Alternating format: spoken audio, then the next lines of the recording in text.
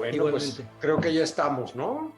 Sí, En listísimo. vivo. Hola a todos. Estamos en los martes constitucionales. Espacio del ministro José Ramón Cosío, que pues nos deja para de repente echar nosotros un poco de relajo sobre ciertos temas. Y en particular parece que quien está echando relajo ahorita es el Estado, pero pues un poco poner orden, ¿no? Porque yo hoy en la mañana pues me levanté como muy preocupado por varias cosas, ¿no? Primero, oír al secretario de Gobernación decir que tiene facultades en el 27 para hacer una consulta. ¿Cómo, no? Una cosa muy extraña, más allá de si está prohibida por 35, etcétera.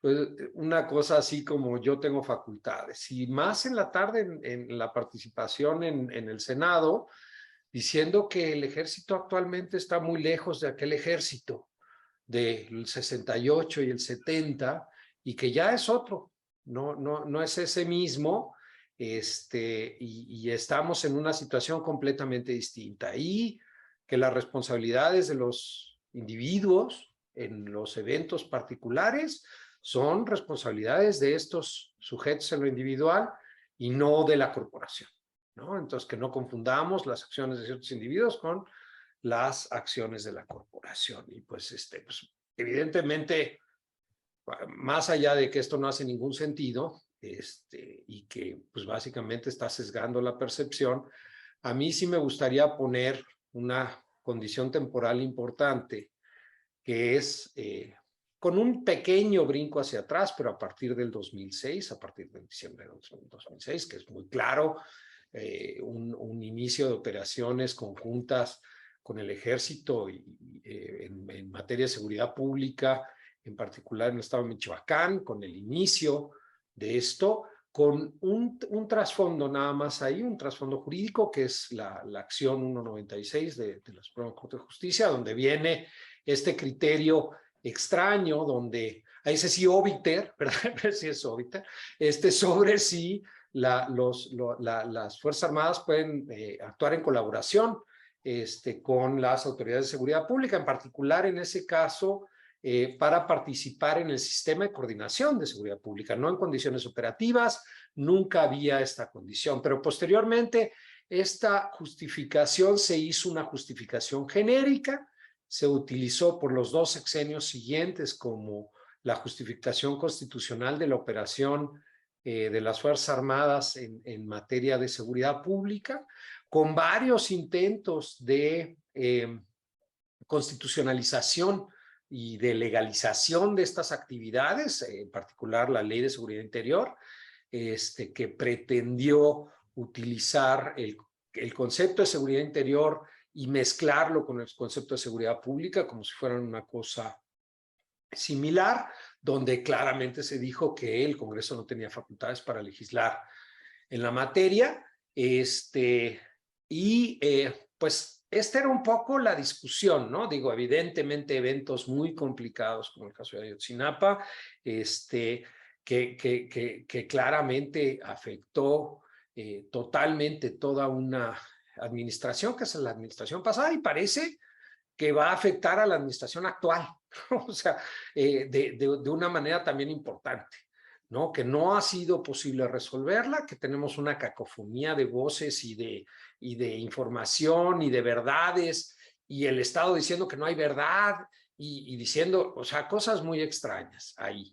Entonces, elementos complicados que nada más han venido a enredar el asunto. Pero además, en este sexenio ya en particular, tenemos una consolidación y un brinco, digamos, sobre la discusión de si el 129, el artículo 129 de la Constitución permite que las Fuerzas Armadas estén en tiempos de paz realizando actividades fuera de las estrictamente relacionadas con la disciplina militar. Y de nuevo esta discusión yo creo que ni siquiera es una discusión relevante la cuestión de si trabajan en condiciones de DN3 y protección civil y si esto se asemeja a las condiciones de seguridad pública, me parece que no tiene ningún sentido hacer, si bien se pudieran separar ambos conceptos. Pero el 8 de septiembre de 2022 el Senado pues aprobó, ¿no?, que la Secretaría de la Defensa Nacional asumiera la operación y la administración de la Guardia Nacional. Y entonces, y con un artículo 5º transitorio que ha sido, pues básicamente las últimas 2 semanas, el alimento de los medios y en particular del control y de lo que va a ser la consulta esta extraña que se va a hacer. No sé si esta cuestión como de doblar la apuesta, ¿no? Finalmente hay una oposición que parece que no les otorga las mayorías para poder ampliar el tiempo, más allá de la condición. Varios de los senadores diciendo que en un momento dado estarían dispuestos a aceptar la iniciativa si hubiera algún tipo de modificación y revisión de las condiciones, etcétera, pero ni siquiera eso aceptado por el Estado, al grado de que ni siquiera se lleva a la votación para evitar justamente el golpe en contra por parte del órgano de reforma constitucional, pero inmediatamente después, al día siguiente, con la idea genial de que esto tiene que ser en una consulta que no está permitida claramente por la Constitución y por lo tanto no es una consulta, es un ejercicio ciudadano que se va a hacer gratis, y estas cosas extrañas que se dijeron en la tarde, que como se van a imprimir en las imprentas del Estado, es gratis. Yo no acabo de entender cómo eso junta una cosa con la otra, y que además no se va a utilizar el INE, sino se va a utilizar el CURP. Entonces parece que además es un ejercicio de participación completamente paralelo a las condiciones. Esto así como una condición general en condiciones de seguridad pública, seguridad interior, seguridad nacional, como los 3 conceptos que se llevan, la participación y colaboración de las fuerzas, la situación que estamos de la militarización específica del grupo de Policía Federal, que se supone que es la Guardia Nacional, su práctica dependencia de la Secretaría de Defensa Nacional y no de la Secretaría de Seguridad Pública, y el problema de la interacción de esto en el futuro, ¿no? Que eso lo platicamos un poco más adelante. Me gustaría poner nada más un segundo nivel, que es, además de esto, el paso formal de la Guardia Nacional a la Sedena como condición administrativa y el problema jurídico que esto genera. Pero no solo eso, ¿no? Que en los últimos 3 años, claramente en este sexenio, las Fuerzas Armadas han tomado el control operativo de 20 o más funciones del Estado, administrativas, ¿no?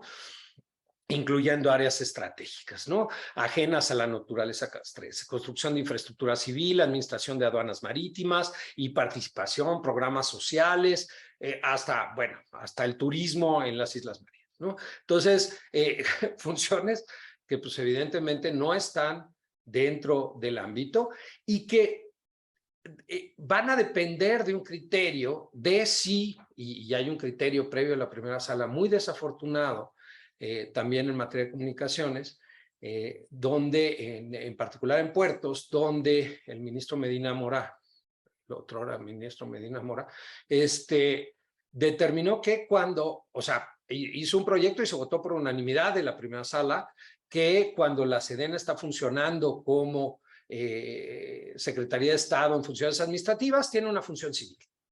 Y cuando está, entonces tiene esta doble cara, ¿no? Casi como la doble cara del Estado y la cara de Jano.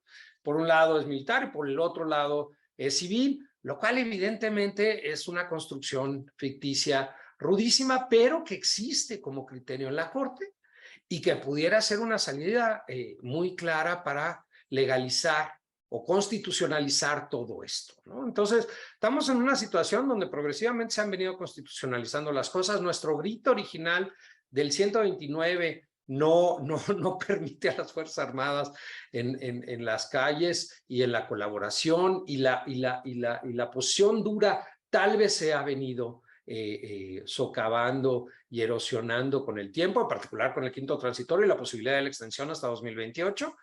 Y la problemática además que si bien ese 5º transitorio pudiera ser un soft emergency, una emergencia suave, en el sentido que no hay una declaración de procedencia, pero hay una justificación constitucional para que estén la Guardia el ejército apoyando a la Guardia Nacional, y en estas condiciones tampoco se ve que estén profesionalizando de entrada a la Guardia, pero además a las policías locales y a las policías municipales que por la discusión que ha habido en los últimos 12 años, sabemos que no hay posibilidades de salir de estas si realmente no hay una profesionalización, vigilancia, controles horizontales, etcétera, de las policías locales. Y la pregunta también si en algún momento realmente están esperando que la Guardia Nacional se subordine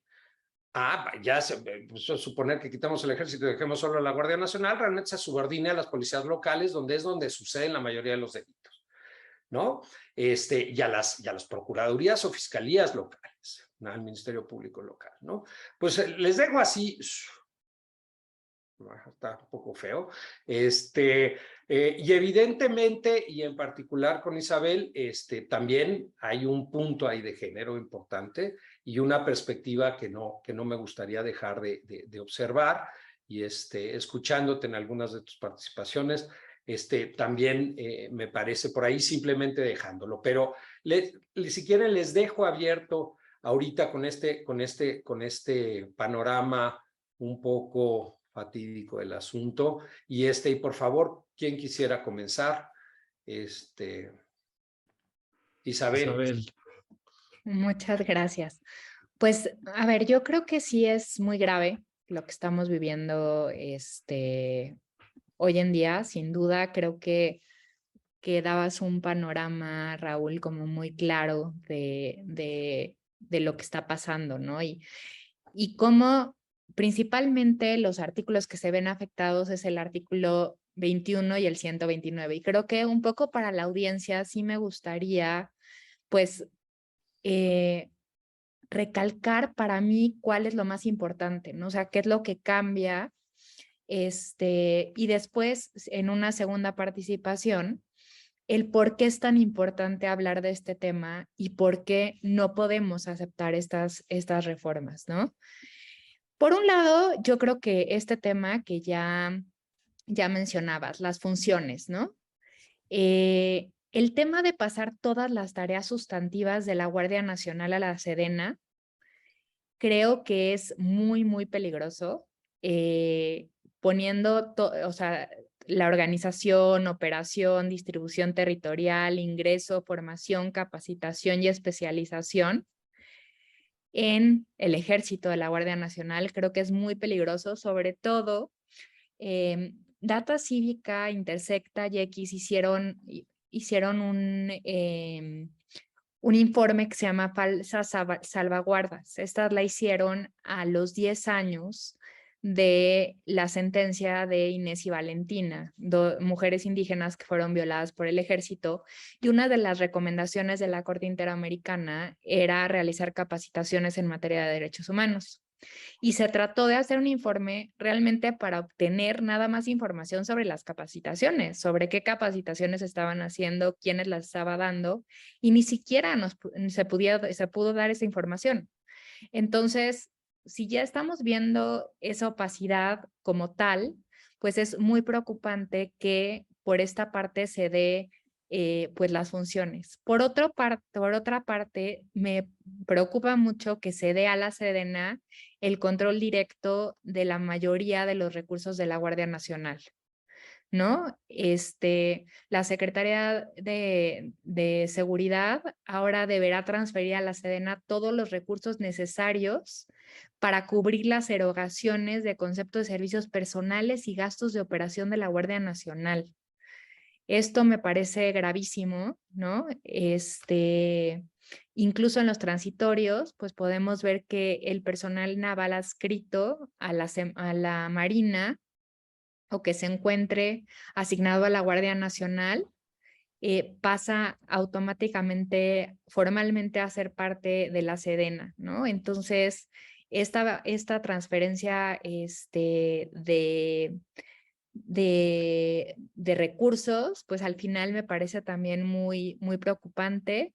El tercer elemento que me gustaría subrayar, que ya lo mencionabas tú, pero creo que es muy importante, la formalización del mando militar de la Guardia Nacional, ¿no? O sea, Por mucho tiempo nos dijeron, ¿no? Y esto, como bien decías, de 2006, sí veníamos ya hablando de una guerra contra el narco, pero sí, sí en este momento es la comandancia es propuesta como la Sedena de la Guardia Nacional y esto me parece muy preocupante. Por último, me parece también muy preocupante que el personal operativo de la Guardia Nacional sea completamente militar, conservando el fuero. Y eso Catalina Pérez Correa ha escrito mucho sobre eso, sobre si el fuero es igual de a impunidad, ¿no? Y para mí esos son como los puntos más importantes, ¿no? Que violan tanto el artículo 21 constitucional como el 129, que me gustaría poner sobre la mesa. Me gustaría poner sobre la mesa que organismos internacionales, y estoy segura que José Antonio nos podrá platicar un poco más de eso, pero hay una carta de los relatores de derecho a la libertad de reunión pacífica, del relator de ejecución extrajudicial, el presidente de desapariciones forzadas, donde muchos de los puntos que acabo de mencionar llaman la atención y dicen al Estado mexicano, oye, es muy peligroso para los derechos humanos. Asimismo, la Oficina de la Alta Comisionada de Derechos Humanos también se pronunció en ese sentido y también la Comisión Internacional de Juristas. Entonces, creo que sí es muy claro que todo esto es violatorio a los estándares constitucionales y no solo los estándares constitucionales, sino también los estándares de derechos humanos establecidos y firmados y ratificados por México. Bueno, pues antes que nada, muchísimas gracias, Raúl, por la invitación a estas discusiones de IntelliJuris que son sumamente interesantes. Me siento honrado de participar contigo y con Isabel. Muchas gracias, primero que nada. Bueno, yo antes de entrar a la discusión más técnico-jurídica, creo que hay dos como condiciones del ejército mismo de las que me parece importante hablar. La primera es que desde los años 60 las Fuerzas Armadas se han comportado como una empresa criminal que ha cometido crímenes de lesa humanidad y crímenes de guerra en diferentes contextos de esta historia reciente del país. El 68, la denominada Guerra Sucia, en donde cometieron miles de abusos, de desapariciones, torturas y asesinatos de población civil. El conflicto zapatista, en el contexto de ese conflicto y la guerra contrainsurgente que le siguió, cometieron también múltiples abusos de naturaleza grave, violación sexual, desapariciones forzadas, ejecuciones extrajudiciales, y principalmente desde el 2006 que se les ha dado carta abierta y licencia para matar, desaparecer, torturar, violar mujeres con absoluta impunidad. Además, desde el 2006 particularmente, se ha demostrado que la presencia de militares en las calles no ha resuelto los problemas de seguridad que se supone que iban a atender. No hay menos drogas en el mercado de drogas mexicanos, no se exportan menos drogas, no se ha reducido la inseguridad, sino por el contrario, ha incrementado, y los índices de violaciones de derechos humanos cometidas por esa entidad son altísimos. Habiendo dicho eso, desde el 2006, ya lo dijiste tú en la introducción, las Fuerzas Armadas o los civiles conjuntamente con las Fuerzas Armadas han buscado darles un supuesto marco jurídico para que pudieran actuar en tareas impropias. Impropias conforme al marco constitucional y al marco legal internacional que les rige o que nos rige en el país. Lo mencionaste tú, intentaron construir una política pública a partir de una tesis de la Suprema Corte de Justicia de esa acción de inconstitucionalidad del 196, y en todos los documentos oficiales veías una referencia a esa tesis en donde justificaban la participación de los militares. No pegó.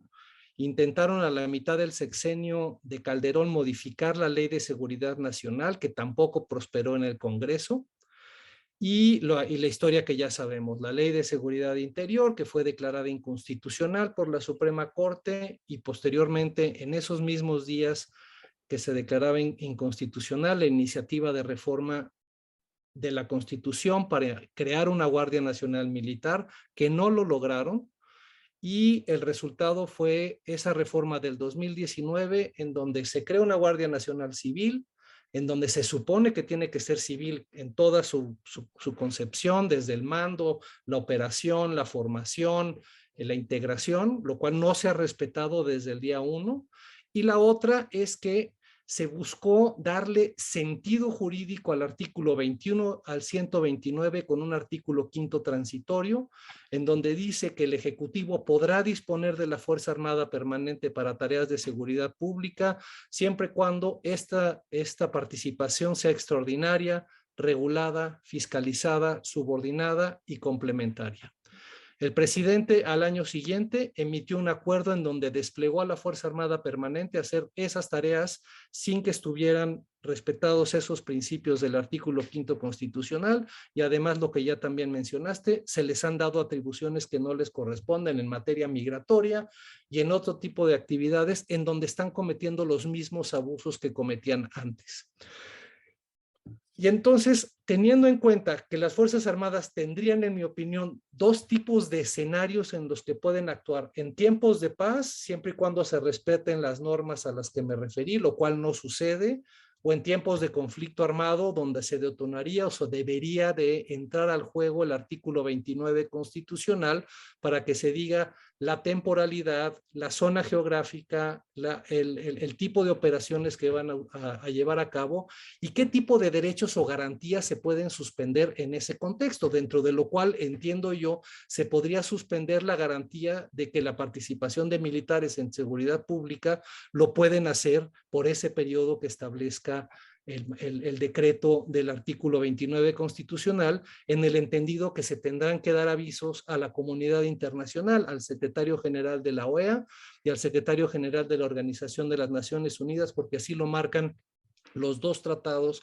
principales que prevén sistemas de excepción para casos de emergencia, guerra o como se le quiere llamar a la participación de militares en tareas distintas a las de los funcionarios encargados de hacer cumplir la ley o las funciones de policías. Entonces, eso sería como una primera aproximación. Las Fuerzas Armadas están actuando en este momento sin que se respete el marco legal en tiempos de paz y sin que se respete tampoco el derecho que es aplicable a tiempos de conflictos armados, empezando por el 29 constitucional y las reglas del uso de la fuerza en un contexto de esa naturaleza.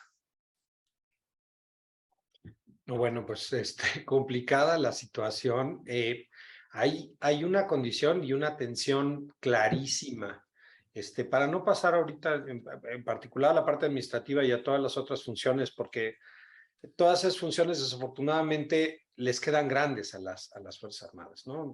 En participación pareciera que uno de los objetivos, pero no para ir más allá, y dicho por el mismo presidente, es transferir estas funciones a las Fuerzas Armadas para darles longevidad, para darles una condición de mantenimiento hacia el futuro y evidentemente hacer que estas funciones sean más difíciles, primero retornar a condiciones de mando civil, normalizar la condición del mando de las Fuerzas Armadas y pues un poco tapar todas estas condiciones de abuso, opacidad, falta de judicialización o justiciabilidad específica en el fuero civil, ¿no? Y estas tensiones la indicó Isabel, la indicas claramente tú.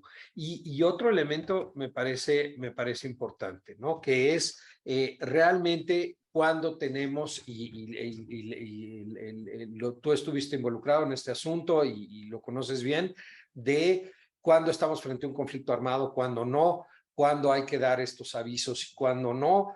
Y si ya en una condición de aceptación del artículo 5º no estamos, que era lo que tanto Calderón como Peña se resistían a aceptar, que estábamos en una situación extraordinaria, ¿no? Entonces, pretendiendo normalizar con una reforma constitucional, con el 5º transitorio, pues realmente lo que estamos haciendo es un acto de emergencia soft. Yo por eso utilizaba el concepto de soft emergency pero no por una alternativa al 29, independientemente si esto es posible o no es posible, evidentemente trastoca de fondo el orden constitucional, ¿no?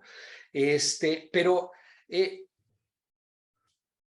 tú lo tomas y claramente, y aquí tenemos la primera cuestión que me gustaría subrayar claramente es que tenemos una continuidad de la actuación del ejército desde los 70s para acá, y que no se puede decir que hay un ejército distinto, ¿no? Porque independientemente, digo, yo me escandalizo cada vez, ¿no? Que estoy escuchando comentarios, primero que el ejército, este nuevo ejército fue para atacar a los fifís que estaban haciendo un golpe de Estado, segundo que este ejército realmente, que el mismo general haciendo expresiones de que hay críticos que están separando a las Fuerzas Armadas de la sociedad, pretendiendo con sus críticas separar a las Fuerzas Armadas de la sociedad.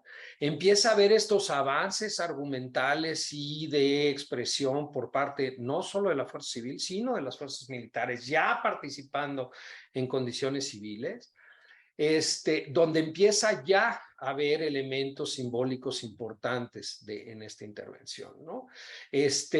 Un poco la pregunta hacia adelante es, ¿cómo contenemos esto? ¿No? O sea, evidentemente tenemos un poco la afortunada mantenimiento de la oposición, en el sentido que no dieron los votos o no se consiguieron los votos, pero creo que es difícil cantar victoria en este momento, justamente porque retiraron la iniciativa, no se votó, están jugando con todo no sé si es una combinación entre control de daños, de no aceptar que no tenían los números, por otro lado una condición de desresponsabilización del presidente de la República de el costo político de lo que es perder una reforma constitucional, que claramente no le gusta.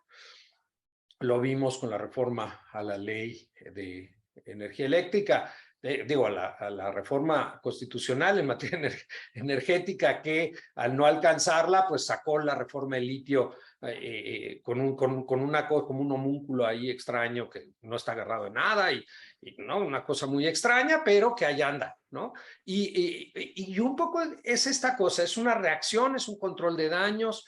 Por otro lado, hay eventos hacia adelante donde pareciera que sí hay acusaciones directas hacia el estamento, hacia las Fuerzas Armadas, hacia la nomenclatura, diciendo claramente crímenes de Estado, en particular con el caso de Ayotzinapa, el presidente diciendo yo tomo el reporte como está. Se solicitaron las órdenes de aprehensión, pero al mismo tiempo la fiscalía se echa para atrás y contiene la mayor parte de ellas. Entonces, hay una condición como esquizofrénica por parte de el Estado mexicano en este sentido, ¿no? Yo entiendo y supondría yo que la posición un poco de José Antonio sería llevar a un enjuiciamiento de todas las situaciones que se han dado en el transcurso histórico de todo esto. Esto es posible, es deseable. ¿Cuáles serían las condiciones en un momento dado para hacer una purga de este asunto? O sea, porque una condición de borrón y cuenta nueva pareciera que no es posible claramente, ¿no? Sino que realmente tenemos una secuencia continua, por más que quieran decir que los de antes y los de ahora, o sea, es una fuerza, claramente es una evolución continua de los 70s y en particular de 2006. Tenemos una lucha muy clara desde la condición del caso Radilla, seguida por Inés y Valentina, de el enjuiciamiento de los militares involucrados en condiciones civiles o con civiles por justicia civil y no por el fuero militar. Pero sin embargo el nuevo Código de Justicia Militar sigue sin salir, o sea, porque la Corte además tiene un montón de asuntos metidos ahí adentro sin resolver, en condiciones omisivas. Realmente el punto álgido de la resolución de los asuntos en Corte, evidentemente 2010, 2011, toda la condición de jurisdicción civil y por ahí hay un par de asuntos que definen disciplina militar de manera restrictiva, pero no hay continuidad. Y después de esto vuelve a haber un momento donde ya no tenemos, o vuelven a desaparecer los asuntos, ¿no? Y ya no volvemos a ver asuntos en fuero federal, ¿no? Y son funcionarios públicos, son servidores públicos federales. Entonces, en cumplimiento de sus funciones. Entonces, forzosamente tendrían que estar en jurisdicción federal, ¿no? Entonces, la idea de si están cumpliendo sus funciones o no, complicada con los actos posteriores a Radilla, ¿no?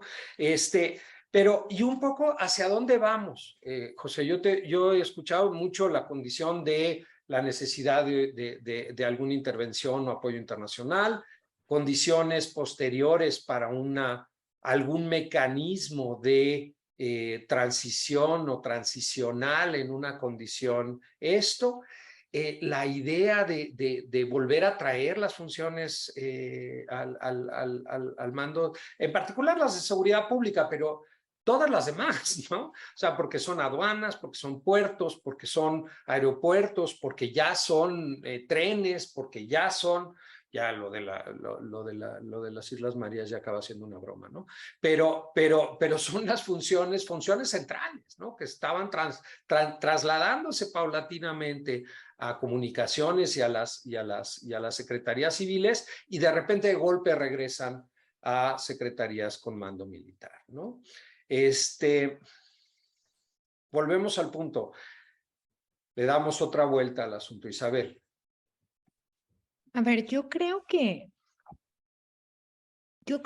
tenemos que reconocer que esto es un asunto estructural, ¿no? O sea, que no son casos aislados, si bien, además es bien complicado, ¿no? Porque los casos que llegan a la corte, ¿no? Como Inés y Valentina, como el caso Alvarado, ¿no?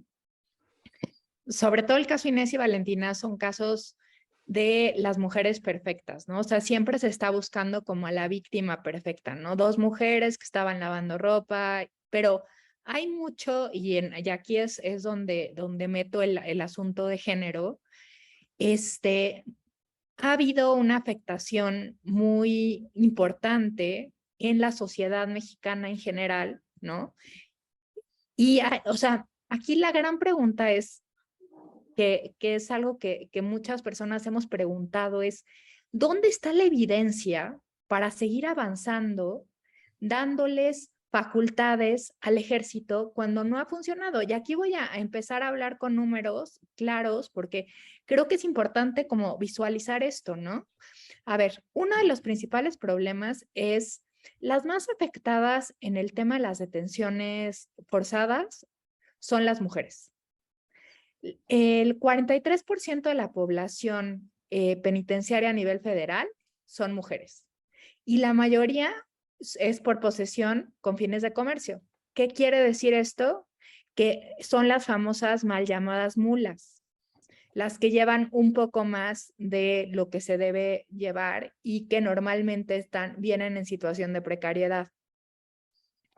Entonces, dos, el tema de los homicidios. O sea, cuando tú miras los homicidios, además de que han aumentado los homicidios tanto de hombres y mujeres, los patrones de los homicidios, y eso Data Cívica y Intersecta también lo ha documentado de manera muy puntual, cambiaron totalmente los patrones de homicidios de mujeres. Si bien los homicidios en el espacio privado de mujeres se han mantenido constante a lo largo del tiempo, no importa la política pública que encontramos, a partir de 2006 vemos, al igual que los hombres, en la gráfica un súper subida hacia los asesinatos y además no en el espacio público. Y además vemos un nuevo patrón. Cuando tú comparas el patrón geográfico de las mujeres asesinadas en el espacio privado, es totalmente diferente a donde fueron asesinadas en el espacio público.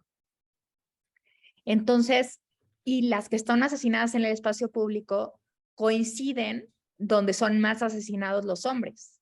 ¿Por qué? Porque las mujeres no vivimos en burbujas. Obviamente si llegan a Minatitlán llegan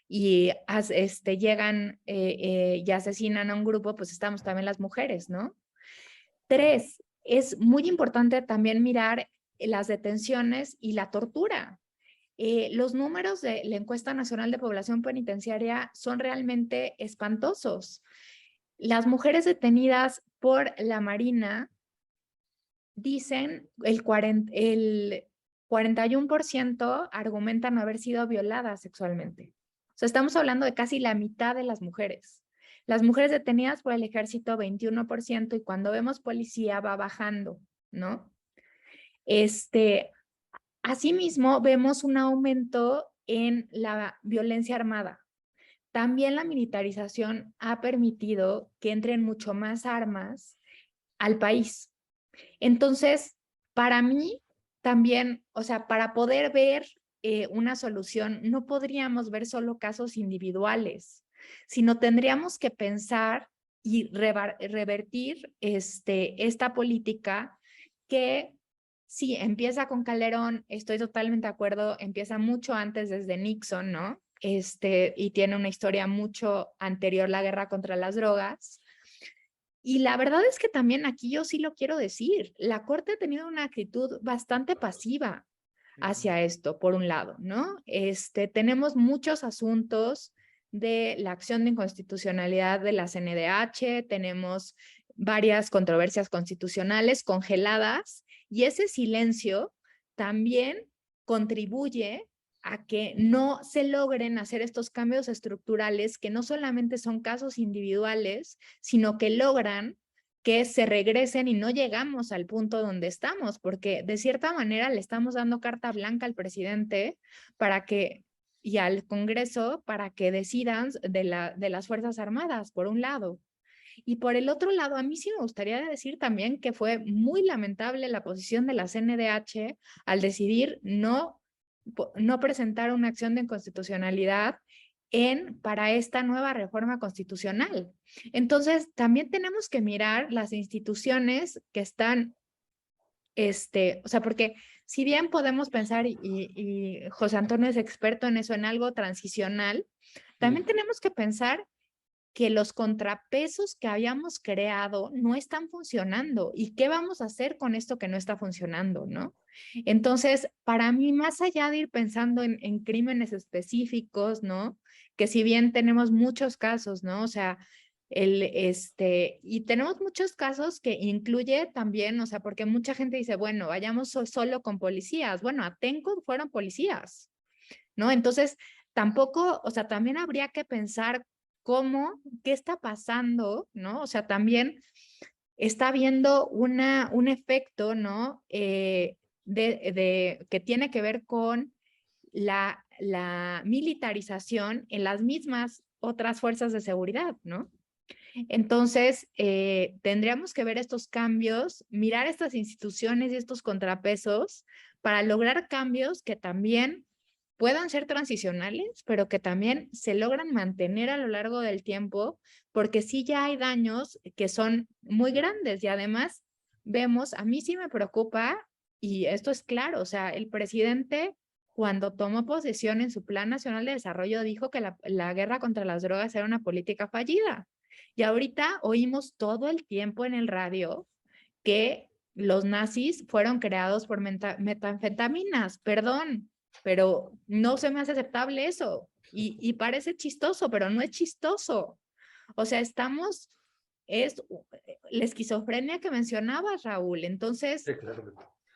tenemos que hablar de esto y tenemos que ver que las instituciones no están funcionando, que están siendo cooptadas, que están perdiendo independencia y tenemos que exigir que esto cambie para lograr cambios estructurales más allá de los individuos, porque son muchísimas las mujeres, o sea, yo te puedo decir que he entrevistado a muchas mujeres y todas las mujeres que fueron detenidas fueron violadas sexualmente que yo entrevisté, ¿no? Entonces, son casos y casos y casos, ¿no?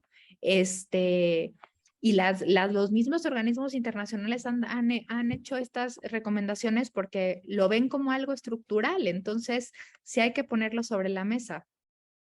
Correcto. José. Me parece interesantísimo lo que dice Isabel de la escala, lo generalizado en lo que se cometen los crímenes por las Fuerzas Armadas en el contexto de la guerra contra las drogas. Y me atrevo a decir que en esa escala en la que se han cometido se pueden identificar patrones o procedimientos estandarizados de operación de las Fuerzas Armadas para cometer estos abusos, lo cual nos obliga y nos impide hablar de casos aislados. Habiendo dicho eso, quiero retomar uno de los temas que nos invitaste a reflexionar, que es, ¿este ejército es nuevo o es viejo o es el mismo ejército?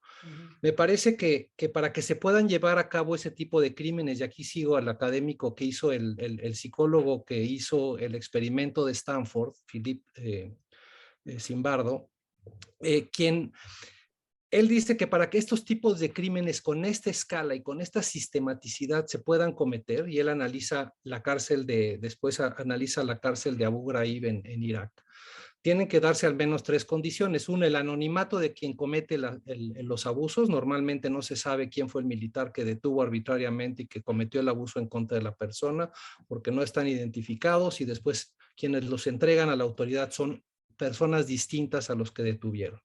La segunda, un contexto de violencia, un contexto en donde es aceptable, es un contexto en el que se incita, se invita a que se cometan ese tipo de abusos, que lo hemos visto desde los 60s, están en esa fiesta de violencia las Fuerzas Armadas de poder hacer lo que se les da la gana.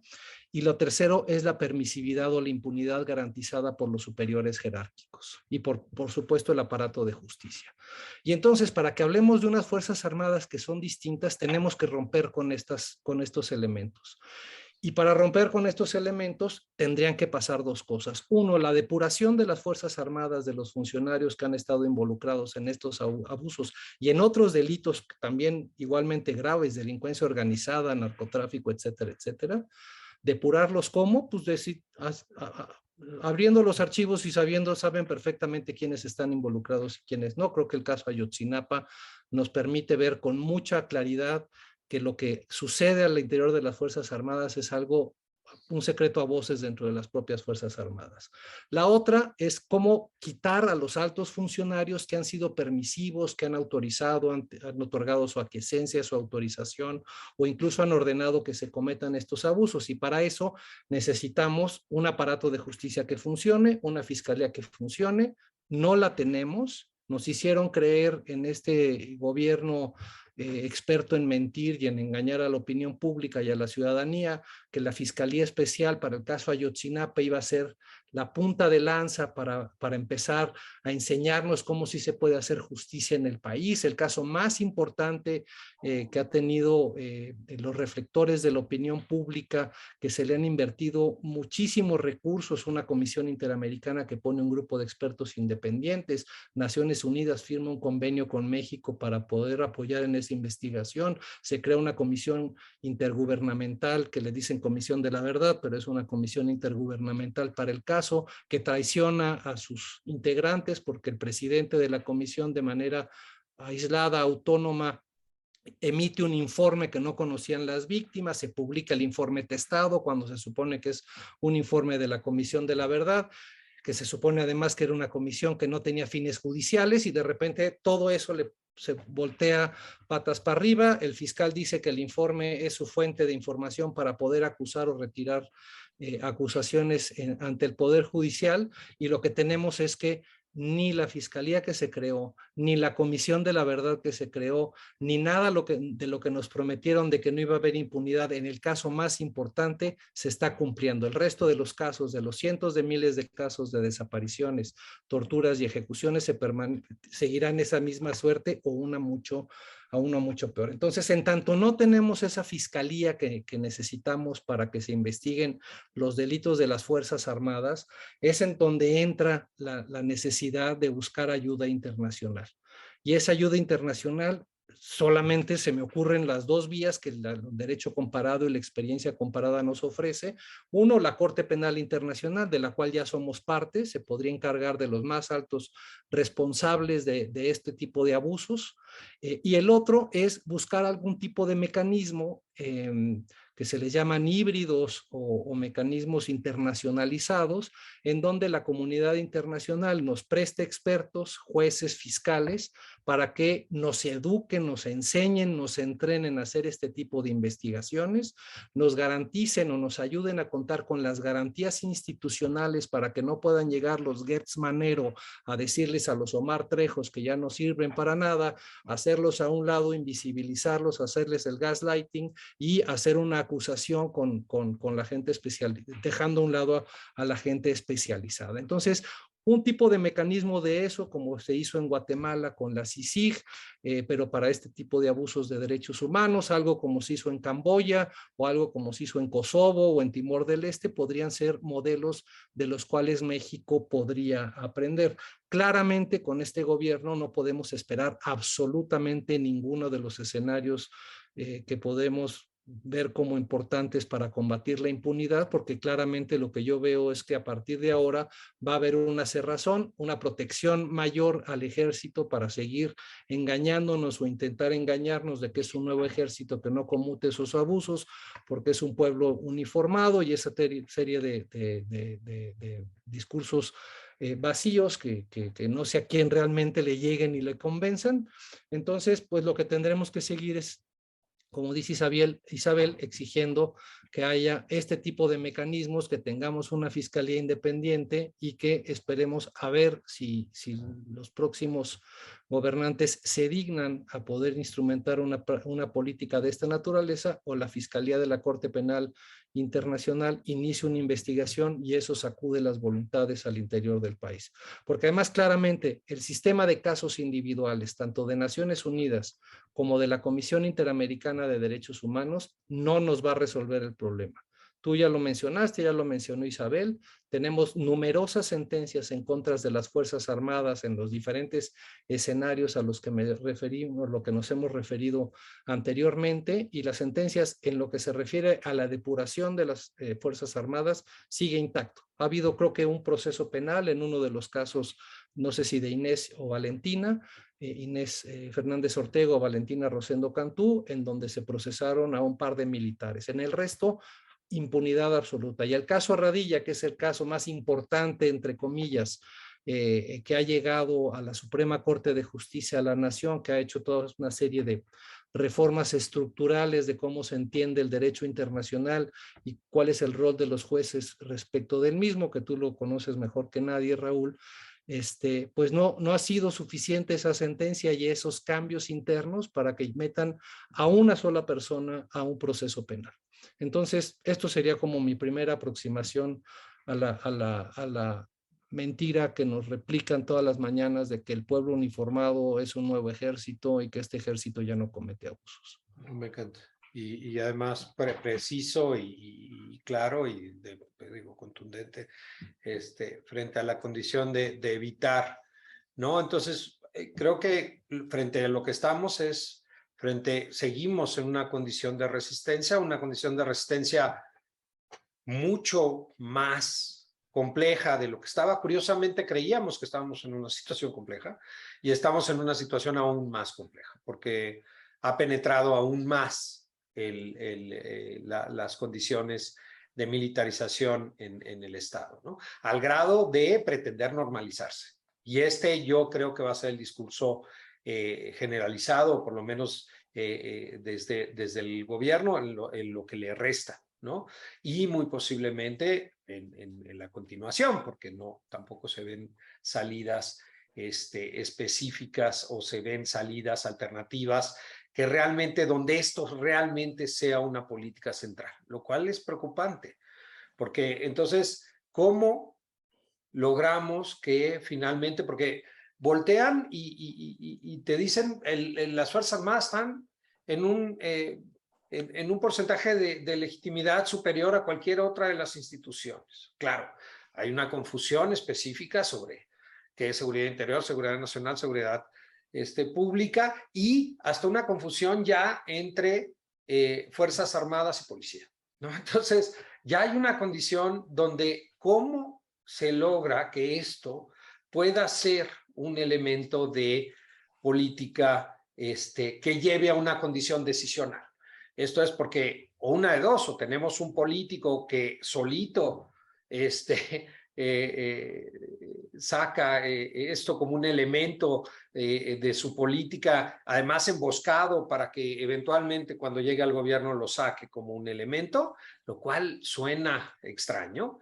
Otro, una política específica o promesas de campaña sobre este asunto, que fue lo mismo que hizo López Obrador en su momento y que claramente ha incumplido total y absolutamente con todas y cada una de las promesas en este sentido, tanto de la guerra contra las drogas como la condición de militarización, como la condición de sacar a los militares de las calles, ¿no? O sea, un cumplimiento tremendo.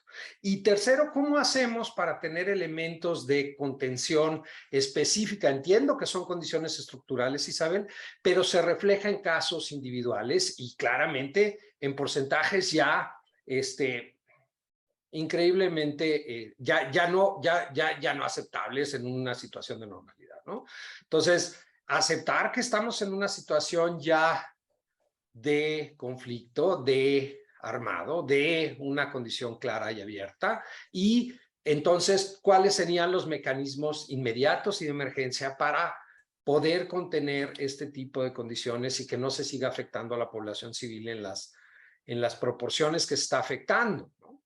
Y no sé si hay algo intermedio, ¿no? El segundo y último es, realmente yo creo que ninguna de estas acciones termina por diluir la responsabilidad presidencial en este asunto, ¿no? Porque finalmente el presidente es el jefe de las Fuerzas Armadas y lo que sí es cierto es que el 89 claramente lo establece como comandante en jefe, más allá del mal argumento de decir que porque él es el comandante en jefe, entonces hay un mando civil, lo cual es una estupidez, evidentemente, sino que más bien él es responsable de las acciones de la utilización de las Fuerzas Armadas en los últimos. Él, el anterior y el anterior son responsables, por lo menos en el lapso de lo que tenemos en estos últimos, como responsables directos de las acciones de las Fuerzas Armadas, ¿no? Evidentemente como responsabilidad internacional y porque tú decías, o sea, llevar a los funcionarios, el primero tendría que ser el jefe del Estado mexicano, dentro de estos. Entonces se genera una problemática complicada porque entonces es sacarles el tapete de abajo a las mismas personas que están tomando las decisiones. Entonces, con esta última les dejo unos minutitos para cerrar las reflexiones y no, porque simplemente ver si podemos acabar de meterle una garrita a esto por abajo, ¿no? Claro. A ver, yo creo que es muy complicado. Uno, que acepten que haya una aceptación que haya un conflicto armado no internacional en México, ¿no? Si bien la COM hizo este informe tan bueno donde establecen, ¿no?, que sí hay elementos para probar que hay un conflicto armado no internacional y la propia Academia de Ginebra lo ha hecho también. Yo veo muy complicado por los costos económicos que haya una aceptación. Ni siquiera en la época zapatista la hubo, ¿no? Es por eso que México nunca ha ratificado el segundo protocolo de Ginebra, ¿no? Porque justo le dio mucho miedo eso, ¿no? Por lo tanto, para mí sí tiene que llegar un gobernante que mire, por un lado, y haga cambios estructurales. Y lo estamos viendo ahorita con Petro en Colombia, ¿no? O sea, está cuestionando muchas de las políticas justo de las promesas que nos hizo, ¿no? Por ejemplo, el tema de la regularización de regulación responsable de las drogas, ¿no? Que seguimos esperando y no hay un avance en esto, ¿no? Y entonces, al contrario, en lugar de haber una regularización, ha habido una demonización hacia las drogas, ¿no? Dos, yo creo que si bien sería buenísimo un tribunal híbrido, yo creo que las experiencias de los tribunales híbridos son lo mejor que hay a nivel internacional porque, como bien dijo José Antonio, estableces capacidades en los estados El problema es que toda la colaboración que hemos tenido con la comunidad internacional, les hemos fallado. Lo que le hicimos a la comisión de la Comisión Interamericana de Ayotzinapa fue realmente penoso. Entonces, realmente que yo diga, bueno, es que puedo confiar en el gobierno para que tenga una colaboración honesta con algún ente internacional. Entonces, habría que ver cuáles son los costos. Ahora, ¿por qué es tan alta la aceptación del ejército? Yo creo que es por los índices de impunidad, ¿no? O sea, yo creo que también tenemos que pensar que los mexicanos y las mexicanas estamos hartas de vivir en un país donde pues ves la serie de Cassés y Israel Vallarta o lees la novela de Volpi y dices, no, es que no puede ser, ¿no? No, o sea, entonces, claro, te prometen y dicen, bueno, es que ellos no son como esa policía, no son como esa AFI, sino son un ejército que realmente es mucho más limpio cuando no lo es. Entonces, y después tenemos este desfile, ¿no? Que a mí por ejemplo, el desfile ahorita el 16 de septiembre me llamó mucho la atención y a lo mejor eso, pero no sé si les llamó la atención que estuviera sentado a la misma altura que el ejército por primera vez, no estuviera arriba en el balcón, ¿no? Para mí sí fue Rebeca Calzada hace un muy buen análisis del discurso del ejército y creo que sí para mí hay un mensaje muy claro de el presidente actual de doblar las manos hacia el ejército y de permitir que el ejército haga lo que él quiera. ¿Por qué? No sé. Alejandro Madrazo ha salido públicamente a decir que parece que el ejército le está poniendo condiciones. Yo creo que lo que pasó en Estados Unidos, ¿no? Cuando había esta acusación y la retiraron, específicamente para mí es algo muy fuerte, ¿no? Pero creo que ahorita en el contexto actual, los contrapesos son lo que le deberíamos de apostar. Esperemos, yo creo que la Suprema Corte tiene buenos ministros y ministras y espero que ya no sigan postergando y que establezcan precedentes que puedan revertir algunas de estas decisiones. Y eso es lo que yo creo que es posible ahorita. Quiero ser realista, ¿no? Me encantaría poder decir, se va a aceptar que hay un conflicto armado no internacional. También lo considero difícil el conflicto armado no internacional por la cantidad de grupos delictivos que hay, ¿no? Y eso también sería complicado, pero considero muy difícil que ahorita se haga eso. Esa es mi opinión personal. Entonces sería un poco apostarle a la Suprema Corte.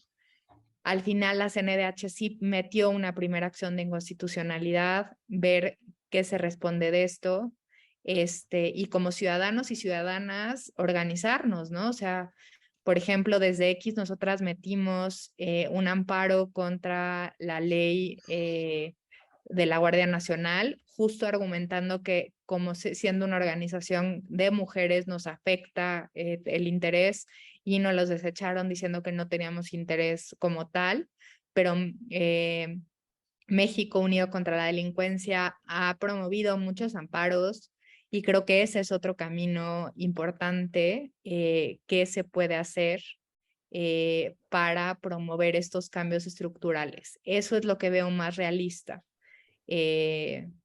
hoy en día. Eso sería mi respuesta. José, 2 minutos. Sí, brevemente, me parece muy significativo el que hasta los 5 minutos antes de terminar una discusión de 1 hora, uno de los actores más relevantes que pudo haber puesto frenos desde hace mucho tiempo a la creciente militarización salga a la discusión, que es la Suprema Corte de Justicia de la Nación.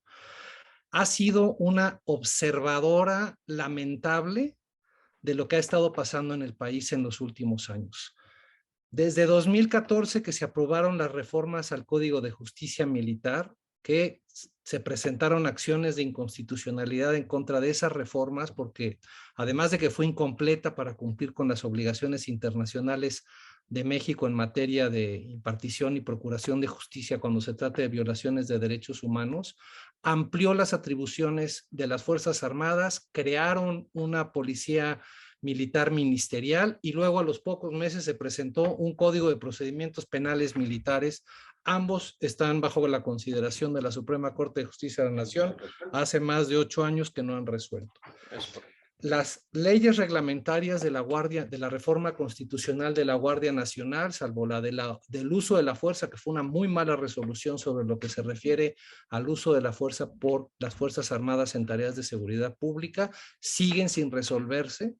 Y el acuerdo militarista del 2020, en donde el presidente despliega la Fuerza Armada Permanente en tareas de seguridad pública, sigue siendo un asunto que no se considera. Y tenemos un ministro presidente de la Suprema Corte de Justicia que más que hacerse responsable del buen actuar del tribunal colegiado e impulsar al interior que se resuelvan los casos que ya llevan muchos años en el cajón, que además está teniendo un impacto en el crecimiento de la militarización del país, sale a dar explicaciones inentendibles de la negligencia criminal de la Suprema Corte de Justicia en resolver estos asuntos. Entonces, yo creo que es muy, muy lamentable que tengamos al máximo tribunal del país, que se supone que es un contrapeso para el Poder Ejecutivo y particularmente dentro del Poder Ejecutivo podría ser un contrapeso para la creciente militarización, que siga sentado en los expedientes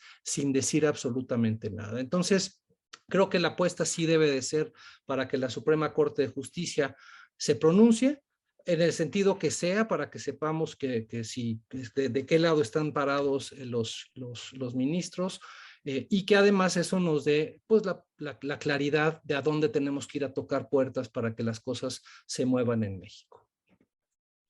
Muchísimas gracias a ambos. Ha sido una conversación intensa con un montón de información. Muchísimas gracias. Esperemos que tener continuidad sobre esto, porque pues esto no acaba, ¿no? Claramente. Y muchas gracias a todos los que nos acompañaron en el martes constitucional. Esperemos seguirlos viendo. El ministro Cosío estará de regreso eventualmente, y si no, esperemos haber dado un buen espacio a su martes constitucional. De nuevo, José, Isabel, muchísimas gracias por todo. No, gracias por la invitación. Nos vemos pronto. Hasta luego, Isabel, gusto en verte. Igualmente, hasta luego. Hasta luego, Raúl, gracias. Hasta luego, nos vemos.